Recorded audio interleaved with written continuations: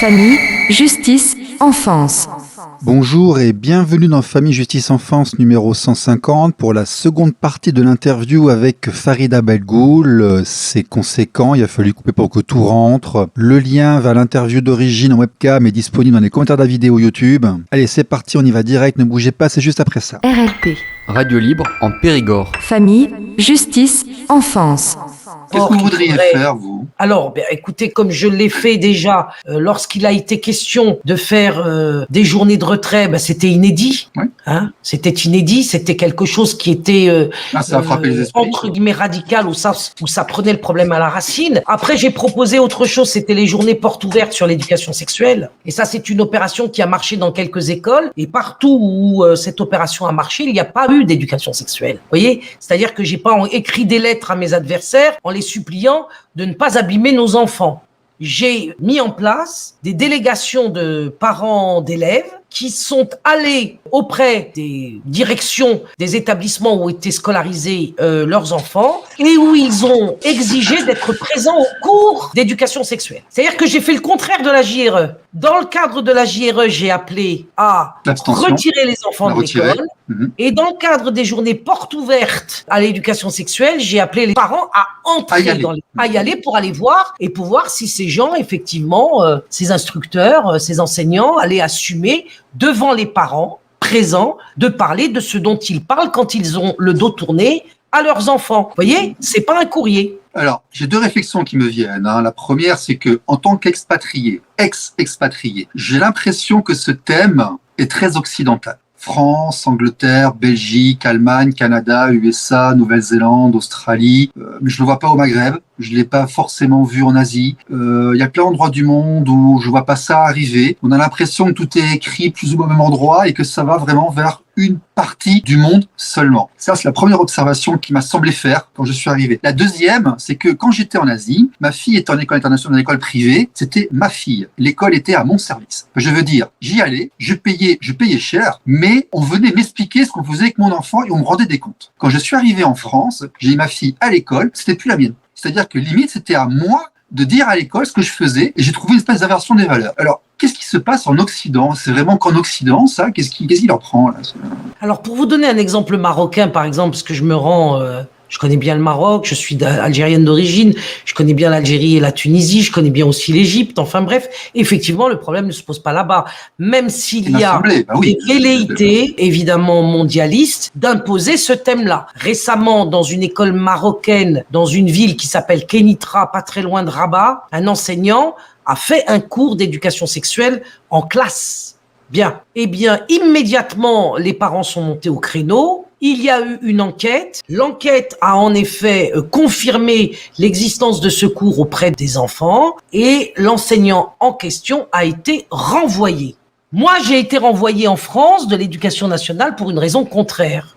Au Maroc, on se fait renvoyer parce qu'on enseigne le sexe aux enfants. Et en France, on se fait renvoyer parce qu'on ne veut pas enseigner le sexe aux enfants. Voyez ? Donc, effectivement, vous avez tout à fait raison.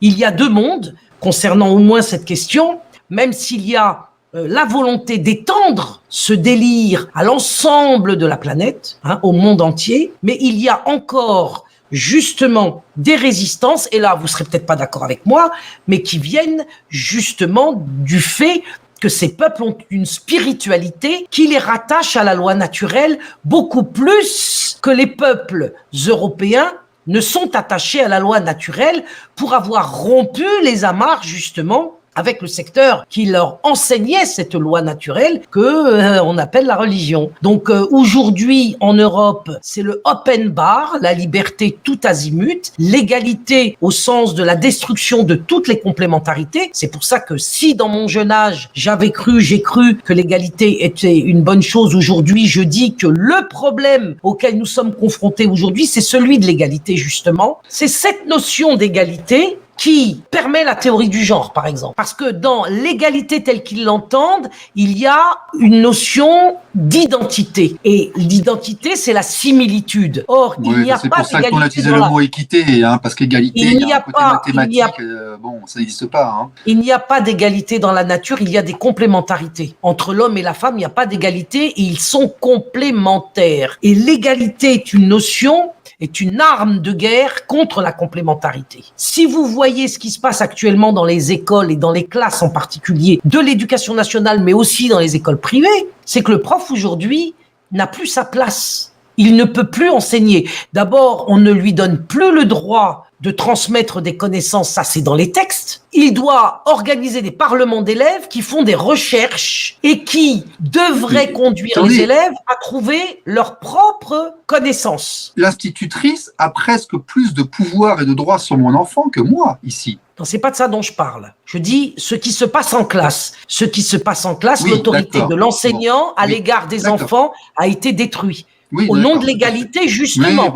C'est-à-dire que les enfants, aujourd'hui, sont sur le même plan que l'enseignant. Moi, j'ai connu des classes en France où le prof était sur une estrade. Aujourd'hui, il est au même niveau que les élèves et même il a disparu en tant qu'enseignant parce qu'il n'a pas le droit de transmettre des connaissances. D'après les textes de l'éducation nationale, les textes réglementaires. Ce qu'il doit faire, c'est animer des groupes d'enfants, ces élèves, soi-disant, qu'il doit conduire plus ou moins à rechercher leur propre savoir, leur propre connaissance. Il n'a plus rien à leur transmettre. Il crée ça, tout le monde, non, on ne le sait pas. Mais en tout cas, tous ceux qui connaissent l'éducation nationale le voient se pratiquer. Il n'y a plus de grammaire. Il n'y a plus de leçons d'orthographe. Oui, on voit les classements PISA, on va se retrouver là-dessus. Mais les classements PISA ne vous disent pas exactement en fait de quoi il en retourne. Mais on voit effectivement que le niveau baisse et je peux vous assurer que, oui, même moi quand je recrute des gens suivant les différentes générations et autres, la lettre de motivation, la qualité d'écriture, d'expression, la conjugaison, on peut même tomber sur des gens qui sont extrêmement soi-disant diplômés, qui ont du mal à faire un accord, j'ai des exemples assez récemment, il y a une baisse de performance au niveau de l'enseignement en France. Ça, je suis d'accord. Mais alors, je voudrais quand même préciser pourquoi, pour ceux qui nous écoutent, parce qu'il n'y a plus de leçons. Il n'y a pas de leçon de grammaire interdit. Il n'y a pas de leçon de vocabulaire. Vous faisiez partie des militants pour la méthode syllabique, si je me souviens bien. Vous militiez déjà beaucoup à l'époque pour le maintien de ça, contre la méthode globale et pour le syllabique. C'était un grand thème. Et j'ai fait une formation. Alors, vous me dites que faites-vous? Donc, il y a eu les journées portes ouvertes, il y a eu la JRE. Je fais aussi une formation pour les parents qui est accessible sur le net, qui dure 6 heures. Et j'enseigne aux parents comment apprendre eux-mêmes à lire et à écrire à leurs enfants dès le CP parce que l'école ne le fait plus. Et selon la méthode traditionnelle du b.a.-ba, c'est-à-dire la méthode alphabétique qui respecte encore une fois le fonctionnement naturel du cerveau. Parce qu'en fait, nos adversaires, qu'est-ce qu'ils font? Ce sont des antinaturels. Ce sont des antinatures. Tout ce qu'ils font se heurte justement à la loi naturelle, détruit la loi naturelle, y compris dans le domaine intellectuel.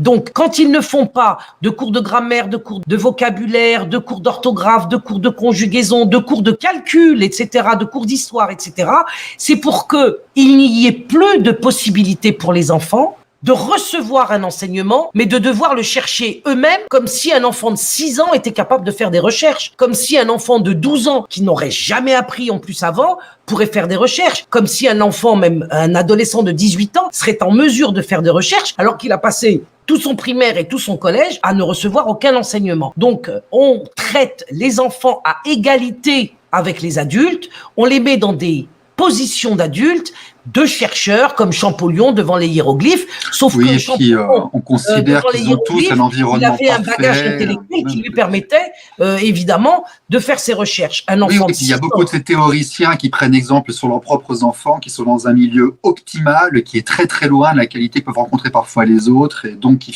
tirent des conclusions, des généralités, en pensant que le monde est parfait. Est-ce qu'on pourrait aller non, parce que ces gens-là, je les connais très bien aussi. D'accord. Et figurez-vous qu'ils ont délivré à leurs enfants l'enseignement que moi, je délivre à mes élèves. Donc, cette formation à la syllabique pour les parents, elle existe depuis 2015, c'est une des choses qu'on a faites. Et puis, en ce moment, puisque vous m'avez demandé tout à l'heure ce qu'on faisait, je fais l'école à la maison avant l'école tous les matins de 6h30 à 7h30 pour les gamins qui ne peuvent plus faire l'école à la maison à cause de l'interdiction de fait du gouvernement qui est intervenu en septembre dernier. RLP. Radio libre en Périgord. Famille, justice, enfance. Alors, on va revenir sur ça, qui est effectivement cette espèce d'intrusion du gouvernement et de l'école dans la sphère parentale, dans ce qui normalement relève de notre responsabilité. Bon, j'ai pas rêvé, vous le constatez vous aussi. C'est le plan. Alors, expliquez-moi un peu ça, parce que moi, j'ai passé 10 ans à l'étranger, je suis venu, je vois ça, boum, j'ai les yeux comme ça. Vous étiez sur place, qu'est-ce qui s'est passé là? Ça remonte à 1932. il y a déjà l'école de Jules Ferry, 1880 et quelques, 82, 83, qui met les pieds dans le plat et fait disparaître ce qu'ils appellent les stéréotypes religieux, puisque aujourd'hui, nous sommes interdits d'avoir des racines. Bon, les racines de la France, c'est le christianisme. Jules Ferry les a détruits en mettant en place dans son secteur une école républicaine, tout en gardant tout de même les méthodes traditionnelles de la transmission des connaissances aux enfants. Donc l'école de Jules Ferry a donné de bons résultats scolaires. Je suis d'ailleurs l'une des preuves vivantes, puisque jusqu'à ma génération, on apprenait convenablement à lire, écrire et compter à l'école, qui sont les 3 matières, je dirais, fondamentales. À peu près moi aussi. Je suis de 72 et j'ai encore eu droit à quelque chose de pas trop mal. Ça va. Voilà. Ça a commencé à déconner, si je peux m'exprimer ainsi, dans les années 80. La fin des années 80, mais ça avait commencé dans les faits déjà bien avant. Donc cette école de Jules Ferry, elle s'appelait pas Éducation nationale, elle s'appelait Instruction publique. Donc la mission de l'État jusqu'en 1932 était clairement définie comme une mission d'instruction de la population et non pas d'éducation, laissant ce secteur évidemment aux parents. Parce que l'éducation, c'est un domaine réservé des parents. Et en 1932, le pouvoir en place a changé le titre du ministère, le nom du ministère. On est passé de l'instruction publique à l'éducation nationale, mais ce changement de titre, en fait, cachait aussi un changement de mission, un changement de plan. De l'instruction populaire, on est passé à la volonté d'éduquer les enfants à la place des parents, et par conséquent, il a été mis en place progressivement, évidemment, petit à petit, des politiques qui ont dépossédé, dans les faits, progressivement, l'autorité parentale aux parents. Donc c'est un plan. Et il y a des textes qui le montrent, qui sont les textes réglementaires de l'éducation nationale, qui ont évolué, ou plutôt involué, de l'instruction à l'éducation. Et aujourd'hui, c'est intéressant de voir que vous, avec votre parcours, parce que je pense que les gens verront très très bien ce que vous voulez dire, parce qu'on l'a entendu, ce discours-là, mais on l'a entendu ailleurs. Et ce qui est intéressant, c'est que vous, avec votre identité et votre parcours, vous avez ce thème et cette explication. Enfin voilà, il suffit qu'on dise ça pour qu'on se retrouve avec des étiquettes et autres. Ça a été, je crois, la grande réponse du système pour empêcher qu'on puisse répondre, d'ailleurs, un peu par rapport à ça. D'ailleurs. Ah bah écoutez, moi je suis passé en conseil de discipline, j'ai été révoqué à 3 ans, c'est ça? Est-ce que vous pourriez nous dire en 5 minutes les conséquences personnelles que vous avez pour vous? Les conséquences personnelles, c'est une révocation, c'est-à-dire qu'ils m'ont viré de l'éducation nationale. C'est pas rien déjà. Le plus grave, c'est pas les conséquences personnelles, c'est les conséquences nationales. C'est les conséquences sur toute la population, sur tous les enfants. Je veux revenir à cette question de plan de l'État qui passe de l'instruction à l'éducation pour dessaisir les parents de leur autorité parentale. Eh bien, lorsque j'ai été convoqué à ce conseil de discipline qui m'a révoqué, on m'a dit sur place que l'école, contrairement à ce que je prétendais, sa mission n'était pas seulement d'apprendre à lire, écrire et à compter aux enfants. Donc il l'assume d'une certaine façon aujourd'hui. Le but de l'école publique, le but de l'école de la République n'est pas d'instruire. D'ailleurs, ils instruisent de moins en moins, ils éduquent de plus en plus. Et leur éducation est basée, parce que leur éducation, c'est pas une éducation telle que nous, on peut l'imaginer, une éducation de type positif qui élèverait l'enfant. Non, c'est une éducation qui la rabaisse. Je fais une petite parenthèse, je suis tombé sur une institutrice fraîchement diplômée qui a tenté de m'empêcher d'instruire mon enfant. C'est-à-dire qu'il ne fallait même plus qu'il y ait de devoirs à la maison et que j'intervienne dans son enseignement. Donc je ne pouvais même plus instruire mon enfant. C'est ça. C'est-à-dire que très souvent, ce dont vous témoignez là a lieu. De nombreux enseignants dans le primaire empêchent les parents effectivement d'instruire leurs enfants à la maison. Vous ne pouvez pas m'enlever ce moment avec elle le soir, c'était impossible. Pour les parents qui le font, je conseille de ne pas le dire à la maîtresse. Eh ben, on en arrive là. Oui, bah oui. Pardon ? On en arrive là, c'est quand même... Oui, c'est dans les choses qu'il faut faire. Il faut instruire ses propres enfants chez soi, autant que faire se peut. On demande à ces gens de nous aider à instruire nos enfants et on se retrouve à leur cacher qu'on est en train de le faire. C'est quand même quelque chose, quoi. C'est toujours dans ce programme de dépossession des familles, des parents de leurs enfants. De toute façon, il y a aujourd'hui ce qu'ils appellent la déconstruction qui sévit partout. Déconstruction de l'identité de l'homme. Alors les hommes aujourd'hui, un mec... je sais plus très bien ce que c'est, une femme encore moins, les enfants, pas davantage. On veut leur enlever tous leurs stéréotypes de genre, c'est-à-dire toute leur identité, tout ce qui est constitutif de leur identité, toutes leurs racines. Vincent Payon l'a dit en 2014, dans une lettre qu'il a envoyée au recteur, il a dit, balayez-moi tous les stéréotypes de genre. Mais lui, ses enfants à lui doivent bien préserver leur identité. Il les met dans une école privée où leur identité est soigneusement conservée, transmise. D'ailleurs, à juste titre, grand Dieu, grand bien leur fasse. Mais ce qu'ils veulent pour eux, ils le refusent aux autres parce que c'est une manière de prendre le contrôle sur toutes les populations du monde. Et tant que les gens sont rattachés à une religion, à une identité culturelle, à une famille, à une terre, à une nation, ils sont beaucoup moins contrôlables que lorsqu'on en fait des individus atomisés, sans identité, totalement implosés par les politiques de déconstruction. RLP. Radio Libre en Périgord. Famille, justice, enfance. Farida, je voulais vous demander, parce que vous avez très peu parlé de vous, là, mais comment ça va en ce moment? Vous avez été renvoyé, révoqué l'éducation nationale, vous avez monté, je crois, une activité pour aider les parents à enseigner à leurs enfants, mais donnez-nous un petit peu de vos nouvelles, si vous voulez bien, si vous l'acceptez. Moi, je vais bien. Je traverse avec les parents qui me contactent, et bien évidemment leur période difficile. Hein. Il y a beaucoup de familles harcelées dont les enfants sont en danger de placement parce que des parents n'auraient pas vacciné, des parents ne feraient pas n'auraient pas envoyé les enfants à l'école, des parents auraient des enfants trop genrés. Figurez-vous que j'ai eu ce témoignage ce matin, d'ailleurs de la part de catholiques, où il y a eu une expertise psychologique ou psychiatrique sur des gosses. À la petite, je la poupée, on va l'envoyer en foyer. Oui. Qui étaient fiers d'être des garçons quand ils étaient garçons et fiers d'être des filles quand ils étaient des filles, eh bien, ils se sont retrouvés devant le juge avec cette accusation d'avoir des enfants trop genrés. Voilà le délire. Et puis, tout ce qui atteint justement à l'instruction des mômes. C'est les sociaux, c'était qui portait l'accusation de trop genrer les enfants? Oui, les sociaux, oui. D'accord. Et puis ça va devant le juge, hein, qui va prendre en compte une pareille accusation. Ah oui, vos enfants sont trop genrés.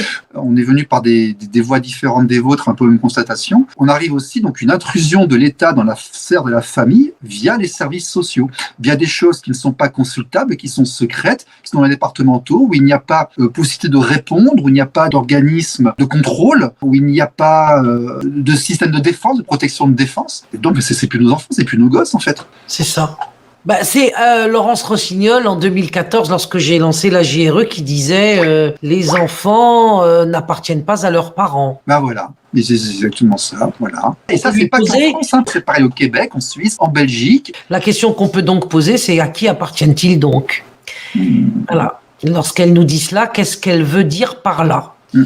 Certains d'entre nous avaient pensé à l'époque qu'elle signifiait de manière implicite que du coup cela signifiait que les enfants appartenaient peut-être à l'État selon elle. Voilà. Le débat est encore ouvert, qui n'a jamais eu lieu.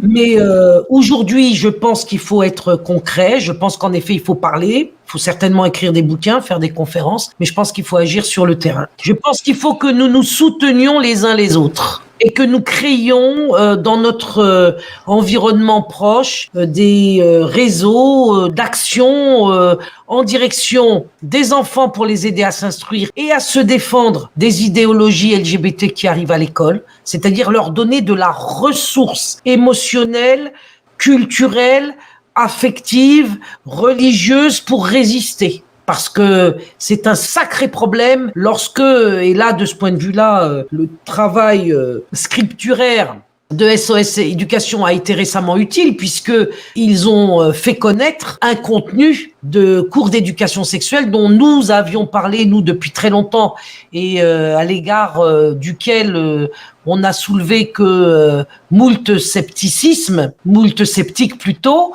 et bien là, SOS Éducation a confirmé qu'effectivement, on parlait de sodomie, de fellation, d'autres bilingus à des enfants de primaire de 9-10 ans. De CMA, voilà. De CE2. Mais on a perdu du temps, on a perdu du temps. Il aurait fallu, en effet, une convergence solide qui ne craigne ni les renseignements généraux, ni les procès médiatiques, entre les musulmans et les chrétiens qui auraient pu constituer, je pense, une locomotive pour attirer justement aussi à eux des personnes et une frange de la population qui, sans être ni chrétien ni musulman, auraient compris le danger qu'encouraient nos enfants. Au lieu de cela, il y a eu malheureusement un repli sur les chapelles que personnellement je déplore, dans lequel je ne suis jamais entré. Mais ce repli a conduit à la situation d'ouvrir les vannes de la revanche LGBT sur les journées de retrait de l'école, sur la Manif pour tous et autres associations résistantes. Mais aujourd'hui, moi, ce que j'ai à dire, c'est que il faut abandonner les pétitions. Ça ne sert à rien. Et les jérémiades adressées au pouvoir, pas davantage. On ne peut pas demander à son bourreau d'avoir pitié de soi. Ça ne marche pas. Il y a plusieurs pétitions qui étaient valides, qui n'ont pas été reçues de toute façon. Donc non, ça ne marche pas. Non, mais il y a beaucoup de choses qui légalement... Les pétitions finissent dans leurs toilettes.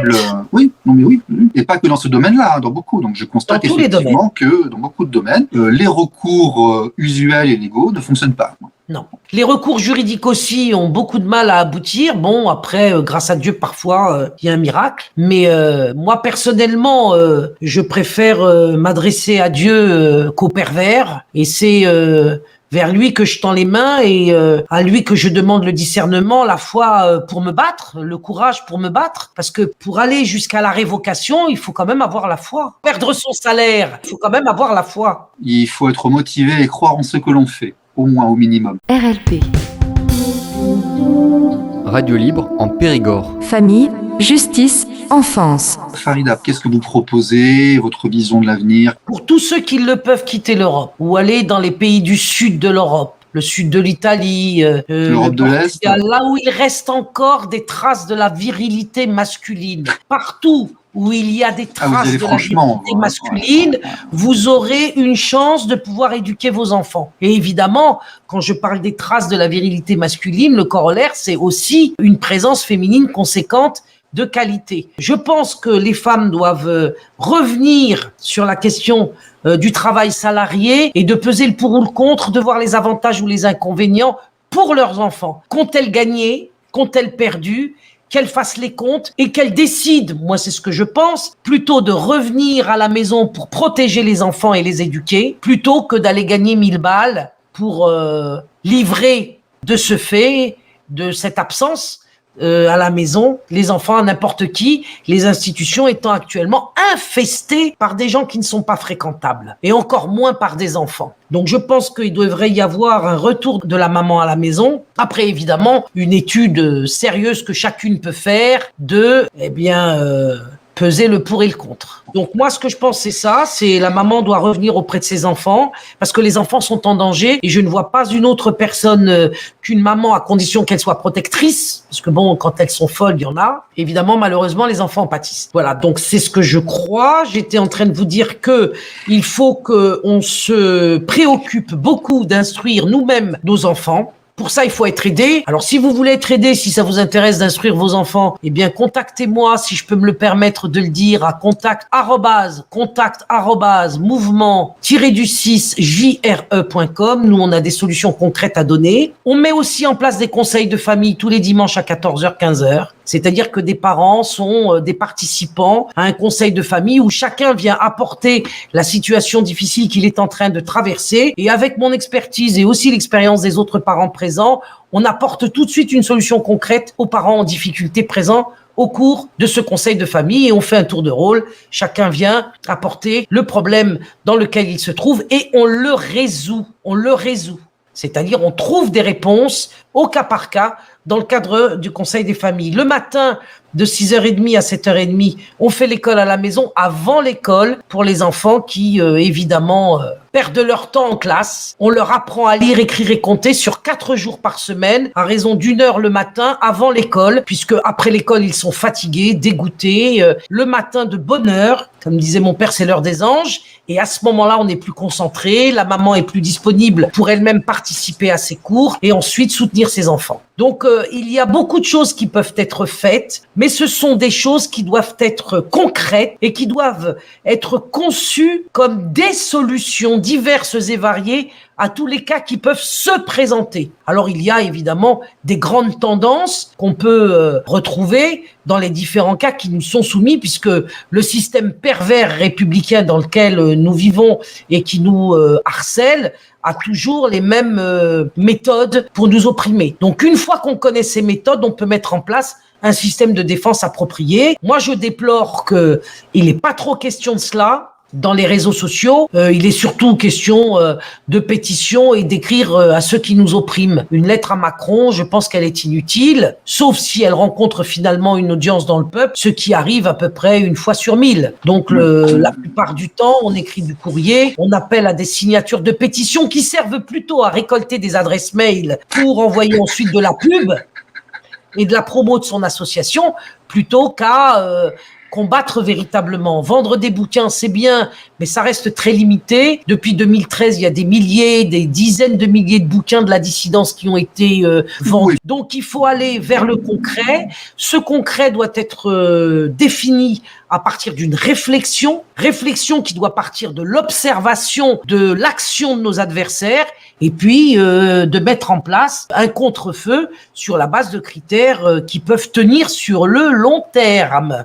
Donc moi j'appelle, pour ceux qui le peuvent, à quitter l'Europe, sauf à rejoindre des contrées du Sud où il reste des hommes et des femmes. J'appelle à ce qu'on instruise les enfants à la maison et qu'on remplace l'éducation sexuelle par une éducation spirituelle aussi à la maison pour montrer qu'un homme c'est pas son sexe, qu'une femme c'est pas davantage son entrejambe, que le mot hétérosexuel, transsexuel, que les mots en question homosexuel sont des mots qui limitent l'être humain à son entrejambe, mais que l'être humain est beaucoup plus grand, beaucoup plus haut, beaucoup plus complet que son seul organe qui n'est même pas reproducteur chez certains d'entre eux, puisque le parti est pris d'avoir des relations qui ne sont pas fécondes, aussi bien chez les hétéros que chez les homosexuels. Par nature, ils ne peuvent pas être féconds, ce qui peut évidemment conduire maintenant à des dérapages c'est pas des dérapages, à des plans de plus en plus concertés et ignobles,